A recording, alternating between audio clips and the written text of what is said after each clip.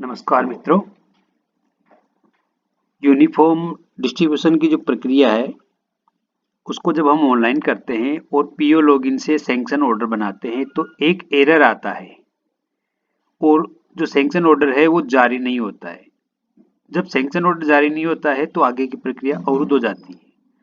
जब हम sanction order बनाते हैं उससे पहले हम कुछ प्रक्रिया करते हैं कि जब हम लिस्ट चूज करते हैं तो उस लिस्ट में कुछ रेड जो लाइन है उसके एरर आते हैं। तो जब हम रेड लाइन वाले एरर को रिमूव कर देते हैं और कोई भी रेड लाइन की एरर नहीं रहती है, उसके बाद भी जो हमारी लिस्ट है या सैंक्शन जब ऑर्डर बनाते हैं तो उसके अंदर फिर भी एरर आता है। तो आज हम उस एरर को जानने की प्रक्रिया समझाएंगे और उस एरर को दूर कैसे करें और आपका सैंक्शन जो ऑर्डर है वो जनरेट करने की जो प्रक्रिया है उसके बारे में जानेंगे। मुख्य चीज है कि उस बिना एरर वाले एरर को कैसे ढूंढें और उसको रिमूव करने की जो प्रक्रिया है वो क्या है। तो आज इसको हम जानेंगे, तो जुड़े रहिए और चैनल को सब्सक्राइब, लाइक और शेयर जरूर करें साथियों, ताकि ये जो सॉल्यूशन है वो सब तक पहुंचे। इसको हम लॉगिन कर लेते हैं। ये जो एरर है वो पीओ लॉगिन में ज़्यादा आता है, क्योंकि जनरली स्कूल लॉगिन में हम जिनको ड्रेस वितरण कर देते हैं उन पर टिक लगाकर आगे भेज देते हैं। और सेकंड प्रोसेस में हम ये करते हैं कि जब वो वेरीफाई हो जाता है ऑथेंटिकेट, उसको आगे फॉरवर्ड कर देते हैं। फॉरवर्ड वही होते हैं जो ऑथेंटिकेट हो जाते हैं, लेकिन ऑथेंटिकेट में भी एरर आते हैं, वो पीओ लॉगिन पे आते हैं। तो हम जैसे ही इसको लॉगिन में जाकर देखते हैं, हम सीधे ही जो आपकी ड्राफ्ट प्रोसेस है वो आप ड्राफ्ट प्रोसेस कर ही लेते हो। ड्राफ्ट प्रोसेस करने के बाद में आप देख लेते हो कि आपके पास जो ड्राफ्ट है वो बच रहे हैं। जैसे ये लिस्ट आ जाती है ड्राफ्ट की, तो आप उस ड्राफ्ट में जैसे यहाँ पर मेरे पास ये है जो सैंक्शन ऑर्डर है 83055, यहाँ चॉइस कैंडिडेट है, लेकिन इसमें वास्तव में चॉइस नहीं है क्योंकि जो रेड एरर आ जाते हैं वो रिमूव कर देते हैं। मैंने यहाँ पर जो रिमूव किया उसके बाद में ये जो लिस्ट आ रही है देखो, यहाँ पर कोई भी एरर नहीं है। देखिएगा आपके साथ भी यही समस्या आती है। यहाँ पर देखो ये जो टोटल बच्चे हैं कक्षा 1 से 6 तक के, इसमें कोई भी एरर नहीं है। 16 बच्चे बोल रहे हैं क्योंकि चॉइस में से मैंने 8 जो रिमूव किए हैं वो एरर वाले थे। इसके बाद अब जाहिर सी बात है कि जब इसमें एरर नहीं है तो हमें इस जो लिस्ट है इसको लॉक करना चाहिए। अर्थात ये जो लिस्ट है इसको हम लॉक करेंगे और वो ओटीपी के थ्रू होता है। तो ये जो हमारी 8355 चॉइस की जो लाइन है इसको हम यहाँ से लॉक करते हैं।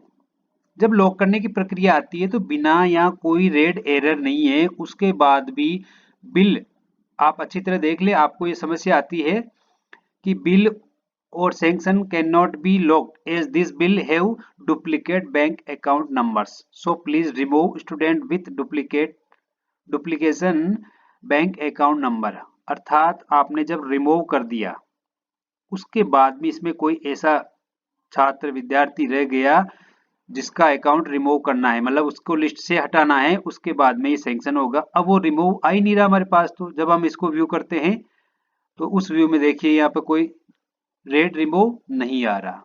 तो उस रेड रिमूव को कैसे जाने, तो उसके लिए दोस्तों मैंने बहुत सारी प्रोसेस की और फिर मुझे एक जो प्रोसेस मैंने अपनाई है वो प्रोसेस मुझे अच्छी लगी और उस प्रोसेस में मुझे ये चीज मिल गई कि वो जो रेड रिमूव है, वो रेड लाइन है, वो कौन सा छात्र है इनमें से जो आगे जाकर उसको हटाने पर हमारा सैंक्शन ऑर्डर बन सकता है। तो उस रेड रिमूव को जानने के लिए मैंने एक ट्रिक अपनाई है। मैंने क्या किया कि ये जो लिस्ट है, अब देखो आप जो भी ये कार्य करोगे तो मोबाइल में तो होगा नहीं आपसे, क्योंकि मोबाइल की जो प्रोसेस है वो शायद हो सकता है मोबाइल में भी जो अच्छे जानने वाले हैं वो कर सकते हैं, बाकी कंप्यूटर में करने पर या लैपटॉप में करने पर ज्यादा सुविधा रहेगी।